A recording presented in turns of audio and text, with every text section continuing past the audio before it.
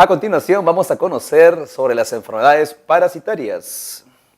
Efectivamente, las enfermedades por parásitos son las que van a producir enfermedades, pero hasta el nivel de los tejidos, quizás órganos también por ahí, enfermedades parasitarias. Entonces vamos a hablar de los parásitos. ¿Quiénes son los parásitos? Los que se alimentan de otros seres vivos produciendo daño, ¿no?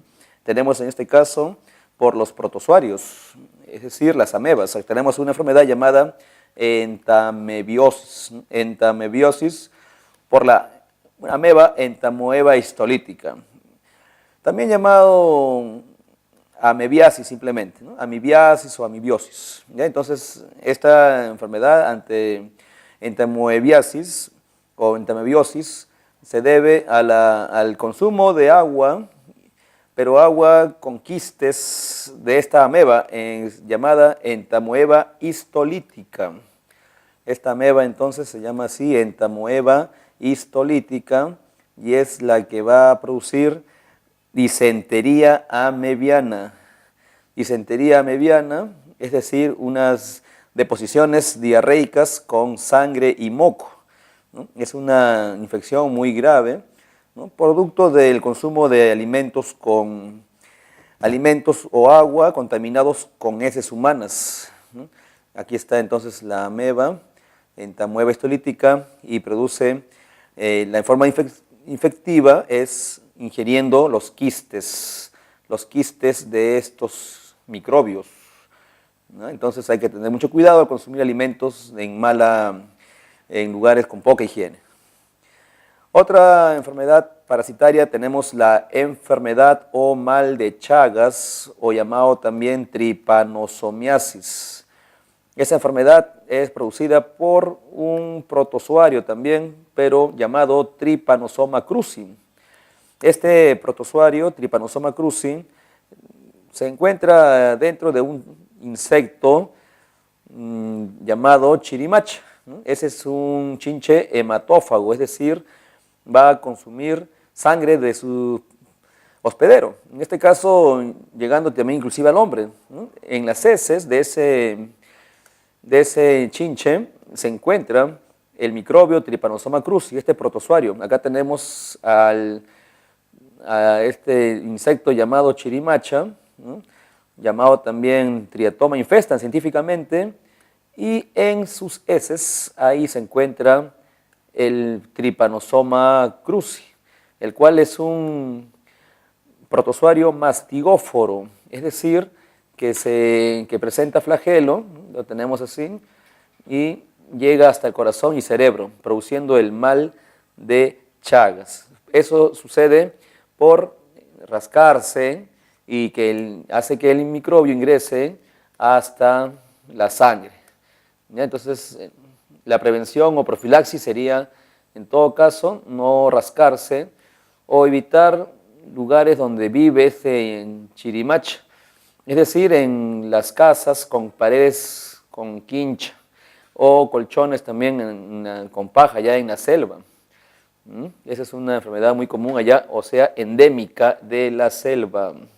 Produce también el signo de Romaña, o sea, inflamación del párpado, ¿no? Edema de los párpados, ese se llama signo de Romaña.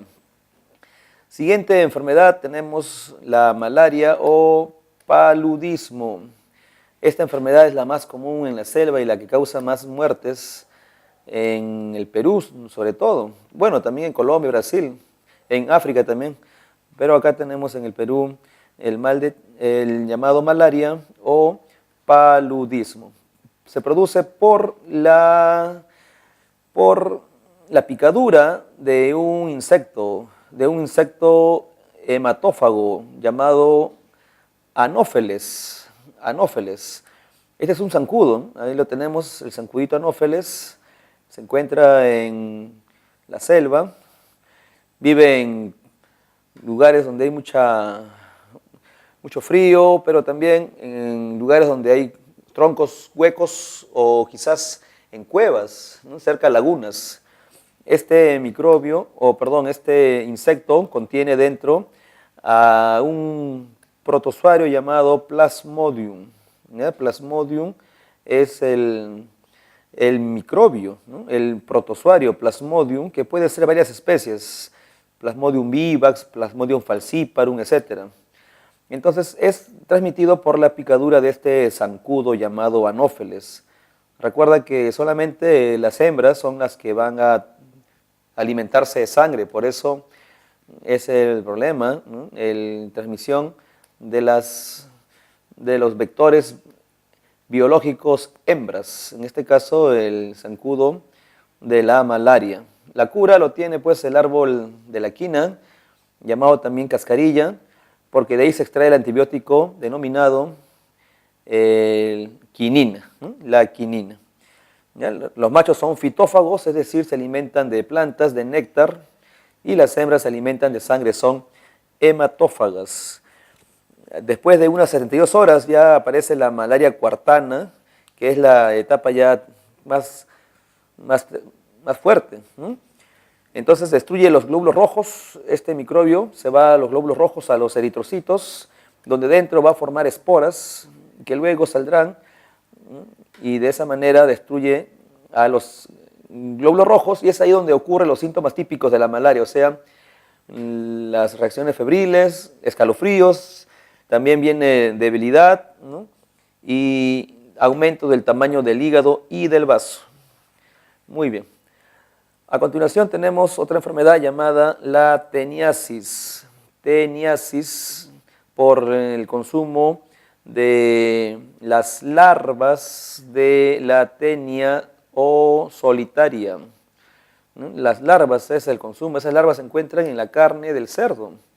Entonces, ese gusano es un gusano plano, es un platelminto, cuyo etapa de vida llamada larva se encuentra en la carne del músculo del cerdo. Es el músculo del cerdo que contiene el animal ¿no? Acá está el músculo, o sea, la carne del cerdo, digamos, y vamos a ver, ¿no? Que dentro está esa larva. La larva se denomina cisticerco. Ahí está. Entonces, este teniasis se da por el consumo de la larva de la tenia, del cisticerco. Se mata siempre, ¿no? Consumiendo carne de cerdo bien cocido, luego sancochado, y así se puede evitar la infección, o sea, el ingreso del microbio. No es tan grave esta enfermedad, felizmente no lleva pues a situaciones clínicas o quizás a intervenir quirúrgicamente, ¿no? Pero de todas maneras hay que evitar, ¿no? Siempre consumiendo carne de cerdo con mucha higiene y sobre todo cocinando muy bien. Otra enfermedad se llama la cisticercosis. Esta enfermedad sí es grave, es inclusive mortal. Cisticercosis se produce por el consumo del huevo de la tenia, por consumir los huevitos de la tenia. Entonces, ahora sí está el peligro, ¿no? Esto es por mala higiene, ¿no?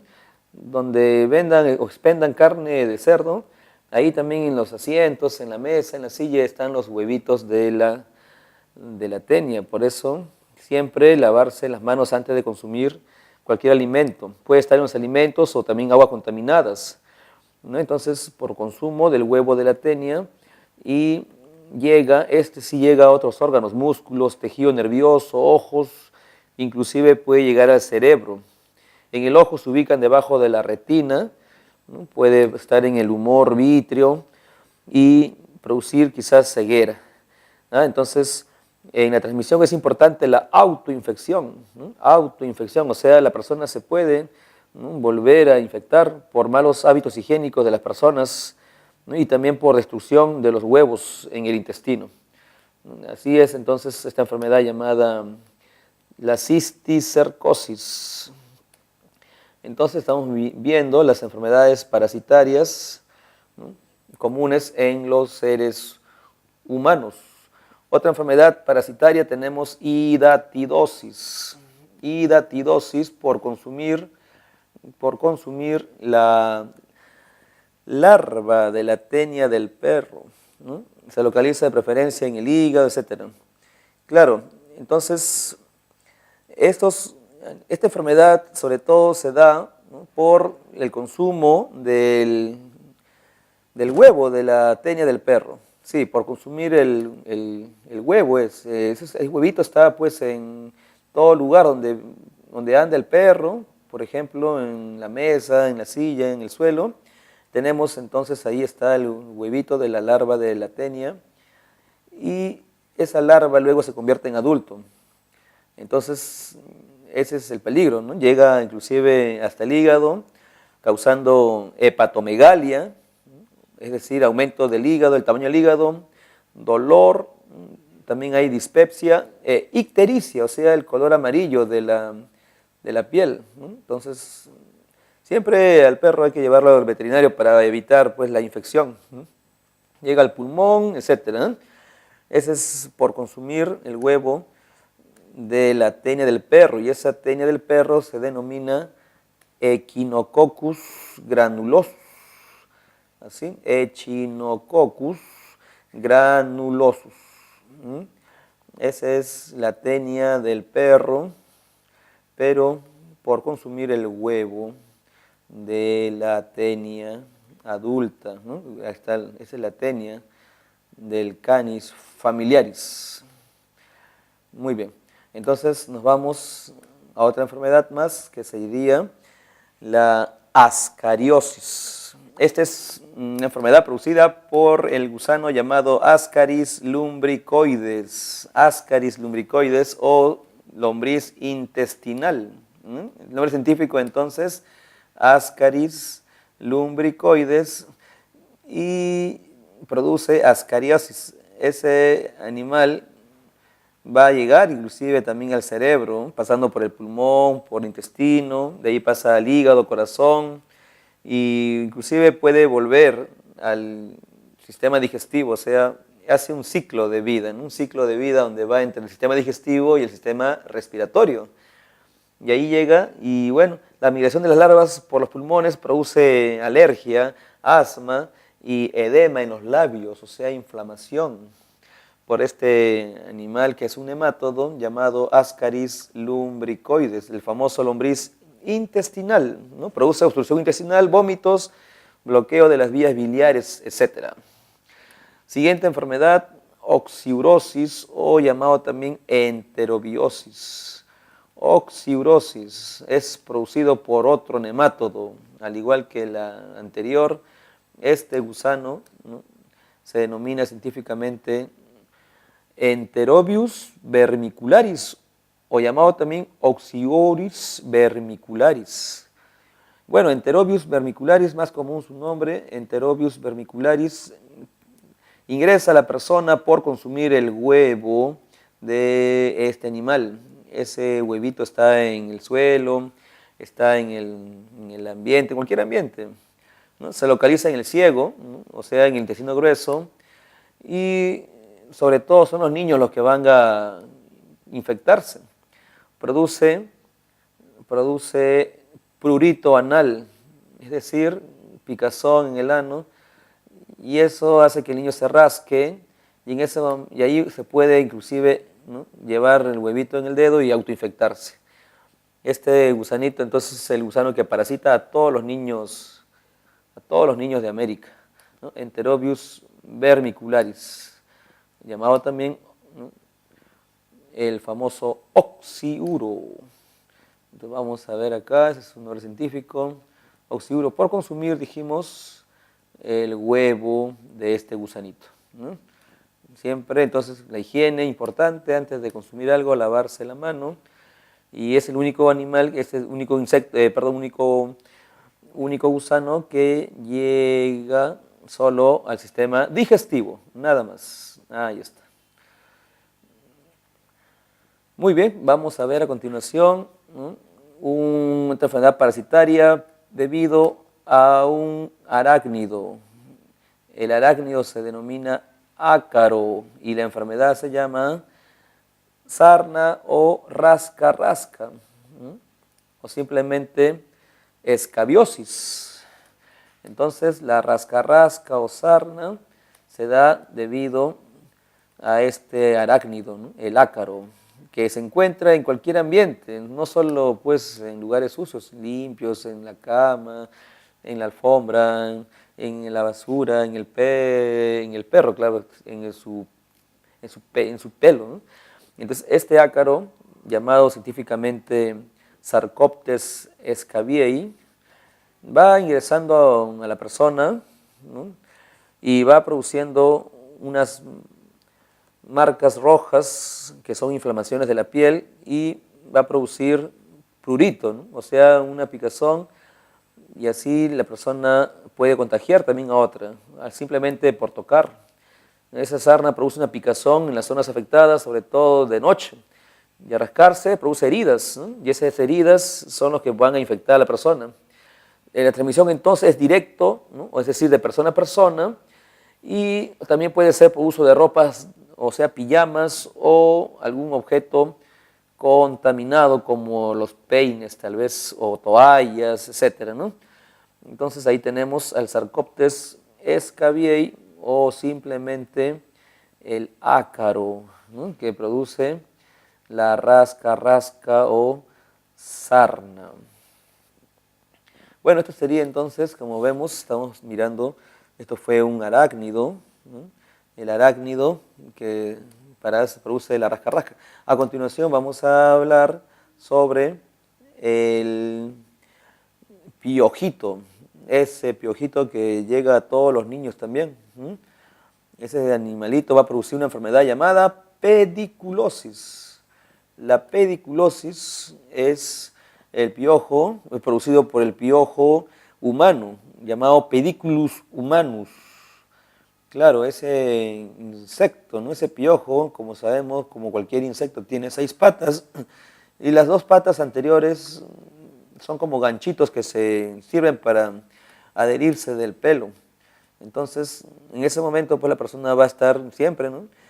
Con una picazón en el cuero cabelludo, y puede contagiar también al usar esos peines y prestar a otra persona, o quizás simplemente puede saltar el piojito de cabeza en cabeza. Los huevos de estos insectos se denominan liendres, y también se fijan al pelo o a los hilos de la ropa por una sustancia que ellos van segregando llamado cemento, ¿no? Cemento es una sustancia que sirve para pegarse al pelo y así se quedan mucho tiempo.